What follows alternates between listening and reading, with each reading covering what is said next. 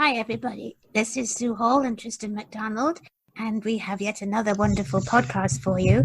This time, one of Tristan's friends, Henry, has kindly agreed to be interviewed, and we just look forward to hearing what he has to say with his journey on dyslexia. So here we go. Good morning, Henry. How are you?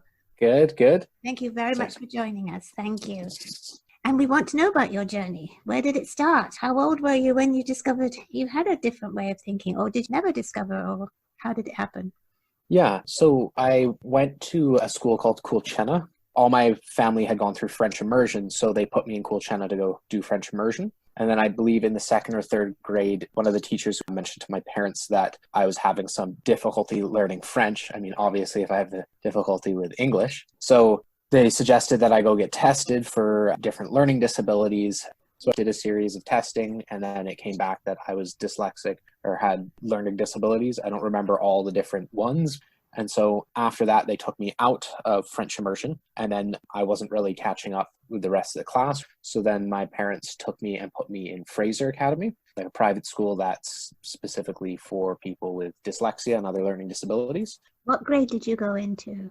I believe that was grade 3 or 4, so quite young. Mm-hmm. And then I stayed in Fraser Academy until grade 8, and then transferred to the high school Prince of Wales, which was a public high school. I kind of had a deal with my parents that if I stayed at Fraser for X amount of time, I could pick the school I wanted to go to. And I picked Prince of Wales because they had a good hockey program, and I used to play a lot of ice hockey.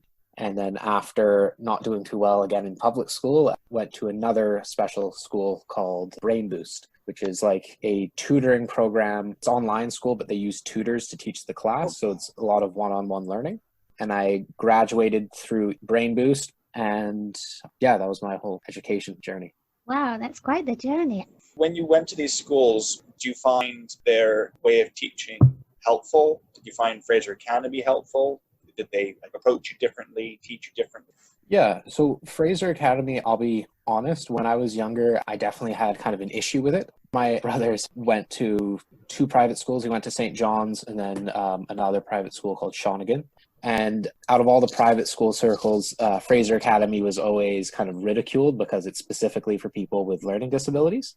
That's interesting. Yes. I didn't realize that, because I've heard that obviously if you're going to go to a special school and you have this way of thinking, that you're going to have very nice teachers who are very caring and very aware of your learning style. But I had never heard that that school in itself had that sort of reputation from other schools. Yeah. That's unfortunate. Yeah, I don't think it's really like a bad thing. I mean, more in the sense, like I used to play a lot of sports. So I used to play hockey, and so a lot of the other kids there, they all kind of went to these different private schools. And so the ones who went to Fraser Academy, it's like you have to have some kind of learning disability to go there. Because, I mean, we're kids, so we're always teasing each other about the different schools. So I always kind of had an issue with Fraser Academy, but in hindsight, I think it did quite a bit of good.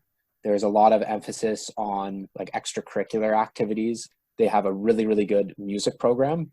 That was always something you kind of look forward to. We like recorded music. We would always do cover songs. And then every year they would do like a concert. So every year I would essentially play on stage in front of the whole school. So it was really good in that sense. They had a good sports program, good art program. So there was a lot of emphasis on like the artistic side of things. So that was really nice. Were they trying to focus primarily on what you were good at?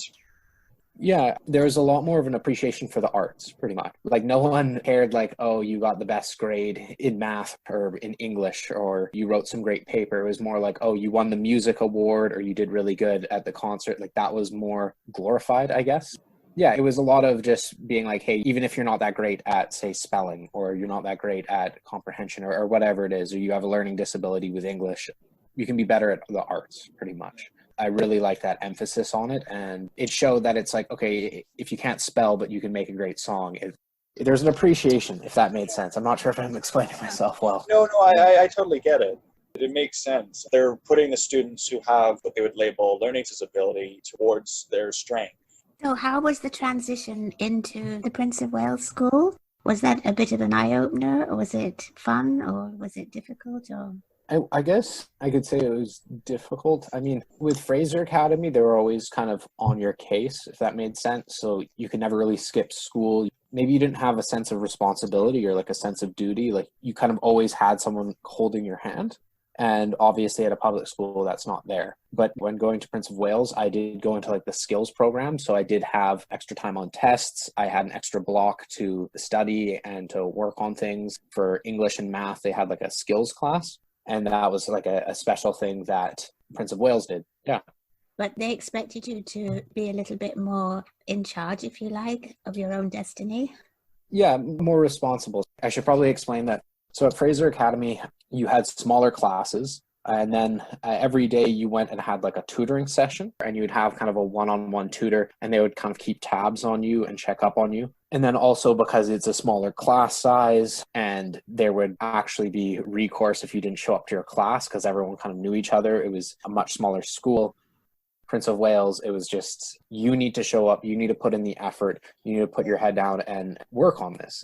And they had two programs, the gold program, I believe it was called, and then the skills program. And both of those were geared towards kids with learning disabilities, but it was still, you have to show up. They would notice if you didn't show up to the skills program and you might get told off because it's a smaller class. But for all your other courses, you had the ability to kind of skip out, or you had the ability to not try. No one was holding your hand. So I think learning that sense of duty or responsibility to actually get the work done was important. And that's definitely something that took me a while to learn and to stop procrastinating. So You seem very together in yourself. Do you feel that you have a bit of a resentment towards this way of thinking, or do you feel that it was just your life and I'm getting on with it?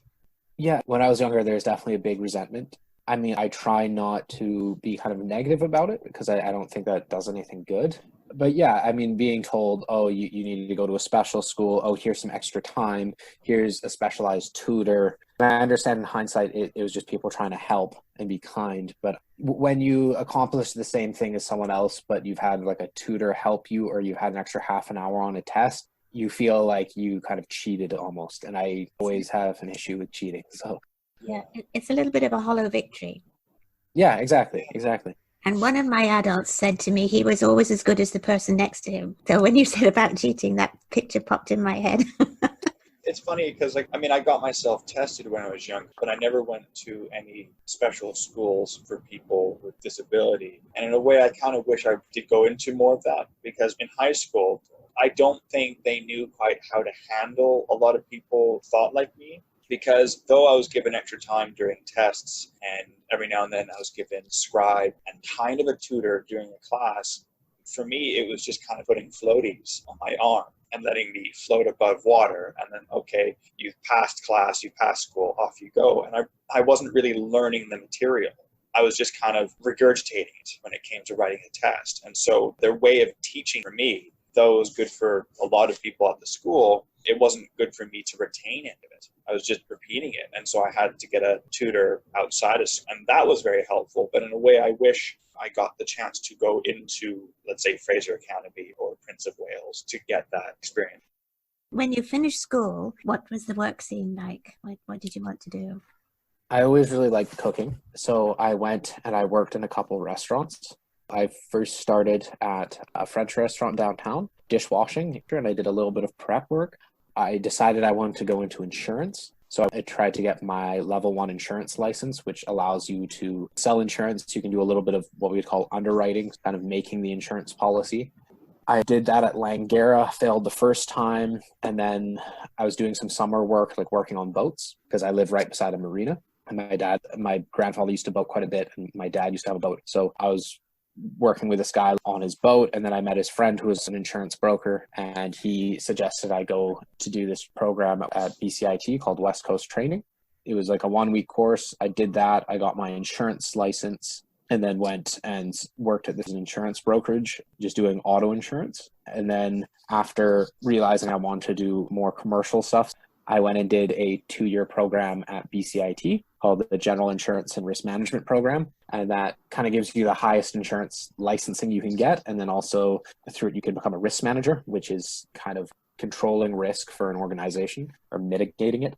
So I did that, and I just graduated in May of 2019. And I still need to do a little bit of work to get my CIP, which stands for Certified Insurance Professional. And since then, I've been working at this company which does solely marine insurance. How did you manage with your studying? And congratulations for getting so far. Thanks. Did you let them know that you had a learning challenge when you went to BCIT?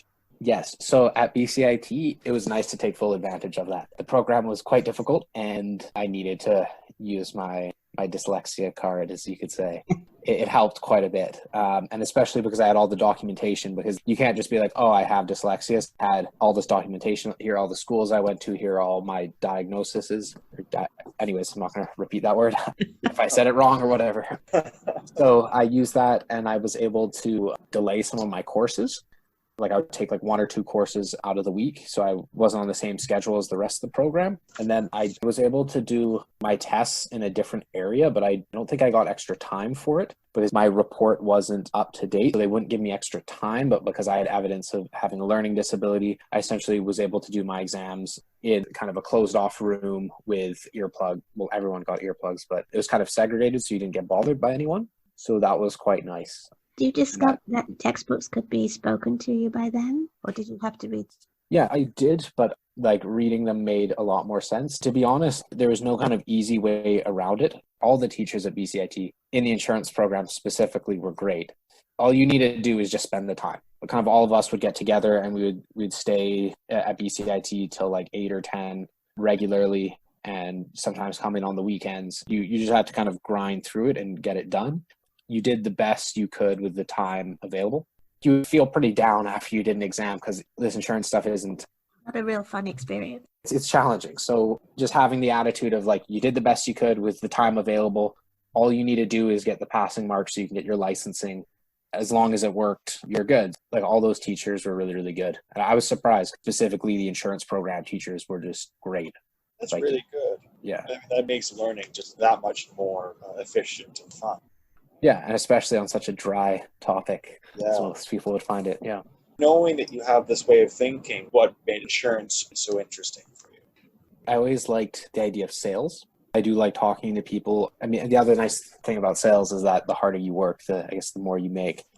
And I was talking to my dad about what kind of career path I should go into, and he always kind of pushed me towards doing some kind of trade because I wasn't the most studious. Like being an electrician or a carpenter, I always like the idea of fixing something up and then selling it. So my idea was like, okay, I'll become a carpenter. Once I get good at that, I can start buying houses and flipping them. That was kind of my goal. And then I guess it was maybe around 2008, like the housing market was very unstable. So I was talking to my dad and he mentioned that his friend had done very well in insurance. And the whole thing was that once you sell the product, every year you get that renewal. It's like you're building a book of business. You don't need to constantly find new clients. And then you can specialize in something and then have a better understanding. So then my thought was like, well, insurance is all about risk and calculating risk and figuring out risk management and things like that. The whole risk side of it, it's like you do need to kind of think differently. Notice a lot of the other people in my class, they were great, but I don't know, some things were just more like obvious. I'm trying not to. No, you're better at thinking outside the box. Or it's your natural way. Yeah, there's just a lot of different things to kind of think about and to take into consideration. So it allows your mind to kind of run free and kind of be more creative. It's not as linear. So there's not always like one correct answer. And so the interesting thing is different insurance companies have different ways of looking at different risks. It's kind of creative in that sense. What's the risk to the organization? What kind of risk can you transfer via insurance, via specific types of contracts? And then what things, if they do happen, are going to end your business? And then what kind of contingency plan are you going to have on hand? And then the other thing is I'm quite ADD in a sense. There's insurance for everything. So, if I don't find house insurance interesting, which I don't, I could find boat insurance interesting. I'd never even thought of looking at insurance from that point of view. To me, it always sort of sounds deadly boring, end of story, right? But that's a really good take on it, that I understand about the creativity and I understand about all the different viewpoints that you need. And that's really cool. Thank you. Yeah. I'm learning. I really like history. And if you want to check out some cool history, I would check out Lloyd's of London. It was a coffee shop in England 200 years ago, and you had these merchants that would be sending ships around the world. And so what they would do is they would say, okay, let's pool our losses together. So the premiums of the many will pay for the losses of the few. And so they would write down everything that's on their boat, and then they would go to Lloyd's, and you would have these different wealthy individuals who would say, I will like underwrite this. So they'll sign underneath this document that shows that they are taking on the risk if something happens to their boat, and they would charge a premium for this. And that's kind of how insurance in the modern day got started, because they were like, well, what's going to happen? How do the seas look? How long is this person going to be out on the seas for? What's the probability of something happening?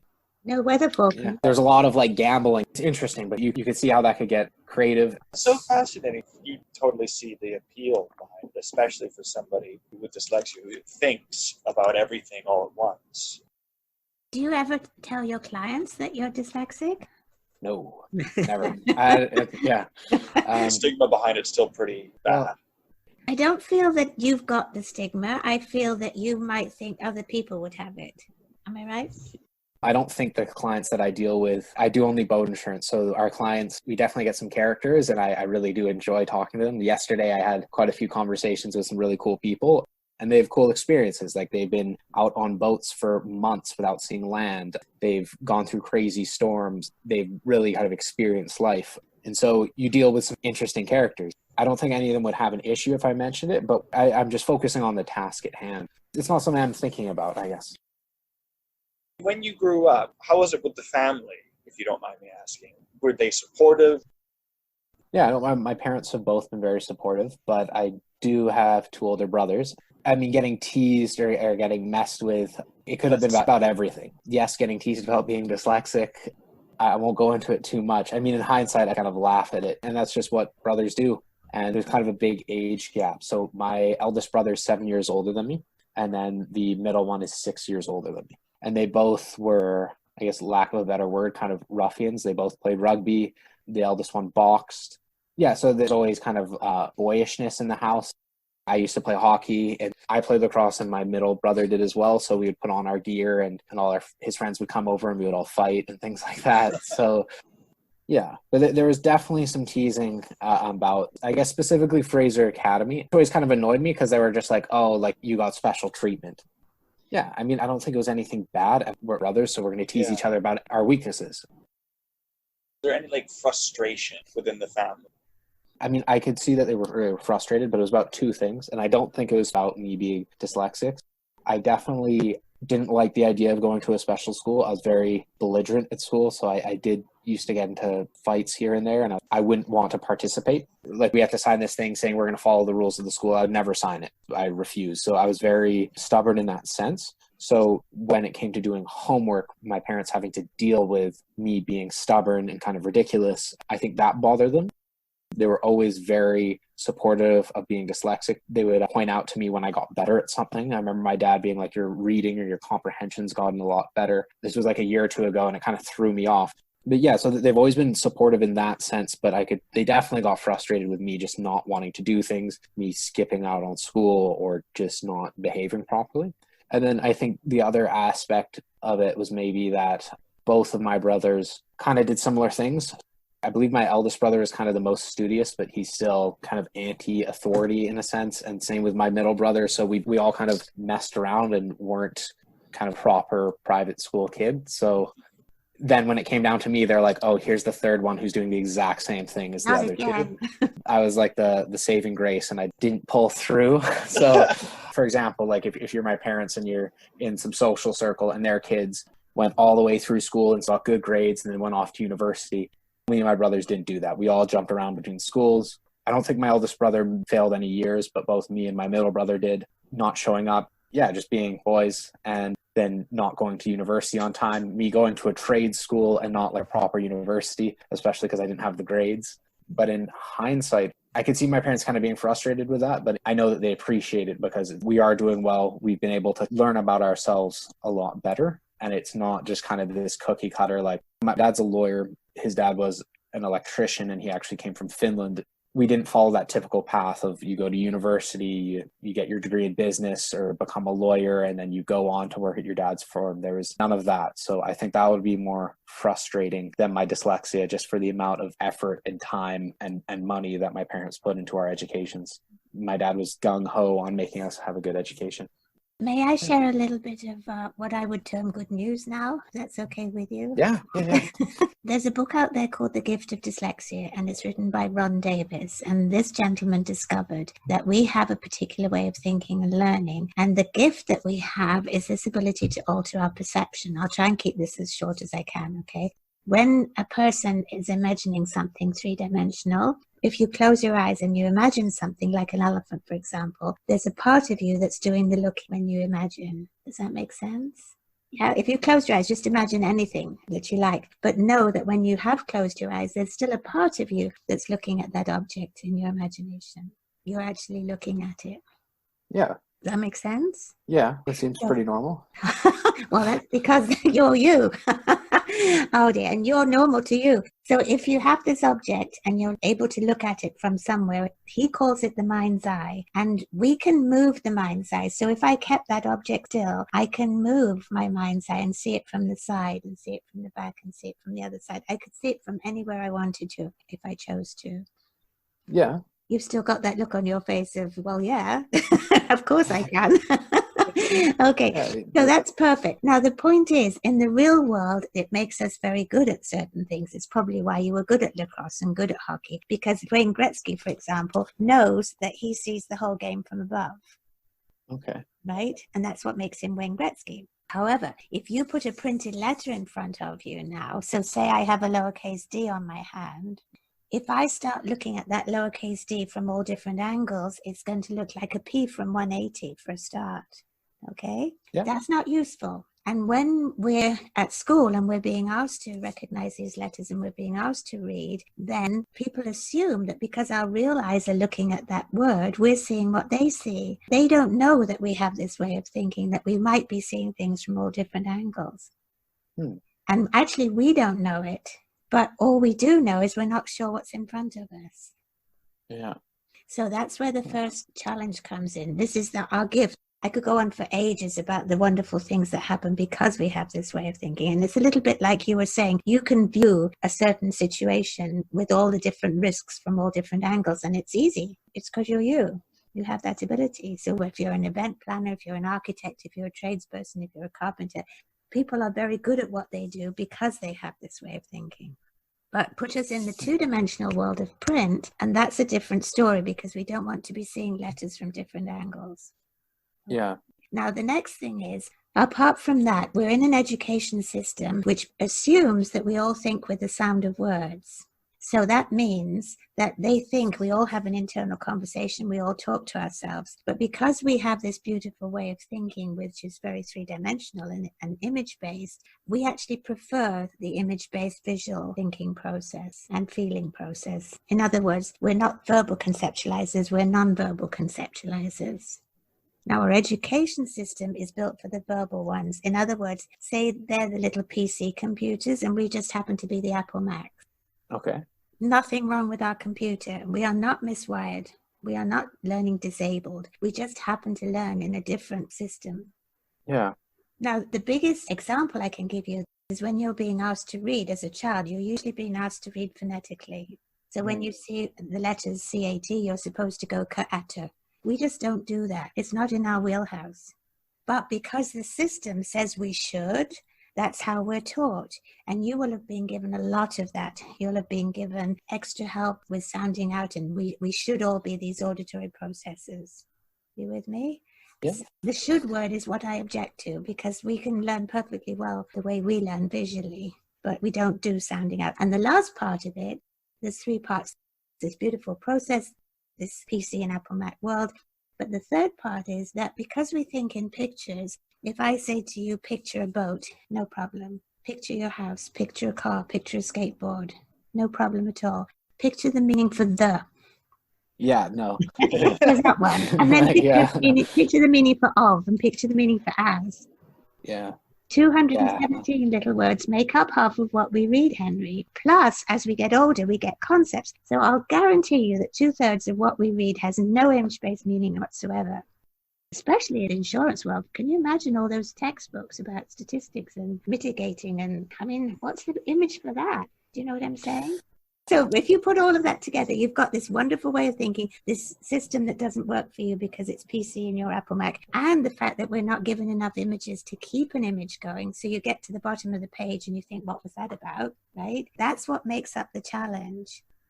But the good news is that Tristan has done something about that with one of the programs that we run. So all I'm saying this for is just a little different perspective on this, that if you're in an education system that is very, very PC, right, and this testing comes from PC and the extra remedial stuff comes from PC and Fraser Academy comes from PC in terms of learning to read and do math and that type of thing, then it's easy to build up this picture of not being able to do what everybody else can do. But you can. You just have to do it your way. Yeah. Interesting.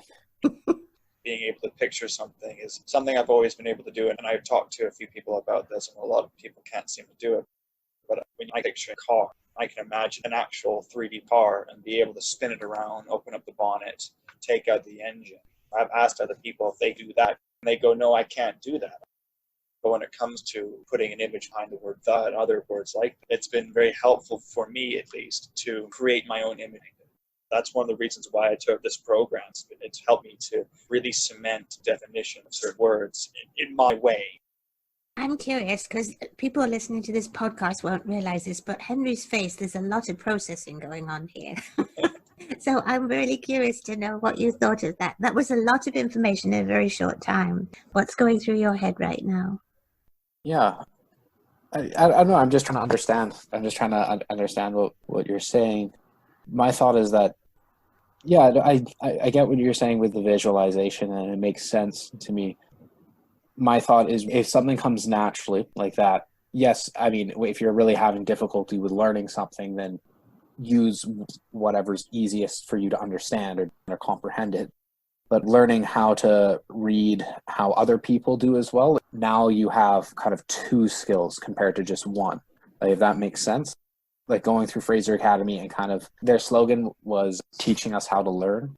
Do you know what I'm saying? Like you have both. And I think obviously me trying to comprehend words has been more difficult, but only recently have I started to appreciate books more. So having that other aspect of learning, being able to slightly kind of switch your brain, I think is good, because if you're predisposed to being dyslexic, you're always going to have that. So having the ability to learn the other way, you're just getting better at two things. I feel like a lot of people nowadays, I'm trying to say this in a nice way, but like people are more prone to be like, hey, here's my problem. Like wanting to be more victimized, if that makes sense. They get some kind of credit or they get some kind of brownie points. And I think that now with dyslexia, I think it's almost viewed more as a gift, because if you look at most of the people throughout history, it's like, I know Da Vinci was supposedly dyslexic. So was Edison, Churchill, Einstein. I don't know. I think there's kind of a social shift of how people view it. And I don't think it should be viewed as you have this problem or that it's an issue. As you mentioned, I guess it is kind of a gift and it allows you to look at things in a different way. And I know I've had quite a few people mention to me that I do think about things in a different way. I don't know. I always try to look at everyone else's side of the story. I don't care how egregious their opinions are or their views are, like try to understand. Yeah. And maybe that's from people not trying to understand me, or maybe that's from me always trying to understand how other people think or view things, just because I went to these special schools. Yeah. Well, you were just saying how people try to say that they understand the way that I guess people who are dyslexic view things, and how they're still viewing it from their point of view. And I think that's true with everything. It frustrates me. I can't remember the name of this book, but it was a really short book, but it was talking about you have your perception of reality, and then you have someone else's perception of reality, and then you have your perception of how you view their reality. So in that sense, a lot of it's very subjective. And I don't follow the idea that everything is subjective. I think there are objective truths. My favorite quote, Henry, is we don't see things as they are, we see things as we are. Yeah. And perception is incredibly powerful, right? So just to let you know that when we work with somebody who has this way of thinking, we show them how to control their perception. If this mind's eye of yours is able to do its own thing and go off wherever it wants to, it's important for the individual to have that responsibility and to be able to control their perception. So Ron discovered that if you make a parking spot for your mind's eye above and behind your head, it sees the same as your real eyes. So in the 3D world, if it needs to be out there, it can be. But in the world of print, where you need an accurate perception and your real eyes and your mind's eye need to see that lowercase d from the same angle, then you can learn to control your perception. For me, because of what I do, that's the most important part, because everybody who helps us is going to assume that we see what they're seeing, and it's just not true all the time. And our images come in at 32 a second. So we're not even conscious of the fact that sometimes we're seeing different things. We're just conscious of the fact that we're not quite sure of something. So the key to all of this is having the control of our perception. And then when we do our reading exercises, we spell read. So if you came to the word cat, you would spell C-A-T to me and I would tell you cat. And quite frankly, that's what adults do anyway. Because if you're sitting next to somebody and you don't know a word, you're going to say Sue. What's G-I-F-T? You're never going to say what's G-I-F-T. Right? And then when it comes to words, we look these little words up in the dictionary, we make a model for the meaning of the, and then we make the word. So we have a 3D image of the actual meaning of the. Believe it or not, there is one. And then we filled in one of those 217 blanks. And as an adult, you can make a meaning for any word. You can make a meaning for mitigate. And when you're studying, if you go to the glossary and you actually make models for those glossary terms, you don't really need to read the textbook, to be honest, because it got that really in-depth understanding. So just to let you know, that's what I'm talking about when we're talking about learning the Apple Mac way. So more to process. Yeah, there's a lot more I gotta learn or understand about this. And you don't have to. I'm just very happy that you've had this time to spend with us. And it's important to know everybody's perceptions of this, because one of our goals with these podcasts is to talk the dys out of dyslexia. I mean, nobody goes near a word that begins with dys. You don't want to go there. Somebody can't do something. Somebody's unable. But dys honestly only actually means difficulty. And the difficulty, yes, we do have a difficulty, but it's because of our teaching system, and we need to change our teaching system so that it encompasses both. It doesn't have to be one side or the other. There can be a method that can work for both, whether you're an Apple Mac or a PC. Yeah, that's fair. Yeah. So that's where we're going. Leave us with some thoughts, Henry. Thoughts. No pressure. No pressure, no pressure. Yeah, it's okay. Now I'm kind of stumped. That's okay. Are you stumped because what we've said needs lots of time to process? Yeah, I want to try to understand. But yeah, I get needing to visualize things to properly understand it. And then also modifying the education system to help accommodate that. Makes sense. If we can deliver a way of learning to read and a way of learning to write and a way of doing math that actually reaches you, whether you're a PC or an Apple Mac, then the challenges won't happen. I think that most people aren't as like kind of homogeneous, or specifically, I guess, people who are dyslexic. Like there's definitely some people like at Fraser Academy who are able to pick up reading a lot better than others, and maybe they weren't as good in the woodworking shop, or maybe they weren't as good in music. And I think that applies to a lot of students. There's some things that you're just going to have to work harder on. And I know for me personally, it was a lot easier to kind of be like, oh, well, I have some learning disability, therefore I don't need to work as hard on this. And I just slacked off and procrastinated and used it as an excuse, which I don't think was good. Maybe a lot of people have dyslexia, or there's a lot of people who might have other issues, and that kind of being like, hey, there's going to be some things, some subjects, some topics that you're going to have to work on a lot harder than other people, and you're not going to get it as quickly. And I think that's just part of everyone. I don't know how a lot of people think, and maybe there is a big discrepancy between people who think in a dyslexic way and then people who, for lack of a better word, think in a normal way. But I feel like out of both groups, everyone's an individual. Everyone has issues with some things and with others. As Tristan knows, with jiu-jitsu, there's one move that I just can't get, and then there's other moves where you just get in an instant, and it's different for everyone. And yes, if you're dyslexic, you might have an issue with this topic, and maybe some people who are even more severely dyslexic will need a lot more help. But remember that you might be like a great musician, or you might be very good with woodworking. Yes, if you're dyslexic, you're going to have a harder time learning it. But if you introduce these methods of teaching, they may still struggle, but at least that stigma of, oh, I'm not very smart is less weight on their shoulders. I think it's the more education, the better. I think one of the biggest things is exposure. Yeah. Exposure to different arts, exposure to different sports, exposure to different ideas, as many ideas as possible, as many different ways of learning, and then you'll pick up what works for you. Yeah. And the more things you try, you're going to find something you like. You're going to find your passion. You're going to find what works for you. And you're not going to put yourself down, because obviously there's social pressure to kind of put people down who are different. But I think a lot of it is also internal. And then to get people to accomplish their goal after you've exposed everyone to all these different ideas, different sports, different ways of learning, you need to instill kind of like a duty or a sense of responsibility, so then people can go out and accomplish their goals and get where they want to be. And also, I think it's important to explain to kids, school isn't meant to be easy. It's like life. It's a struggle. There's suffering, and you don't want to always be trying to avoid it at all costs, because then you won't accomplish your goals. And then you don't want to be nihilistic and be like, oh, well, the world just sucks and it's all suffering, so I'm just going to fade away.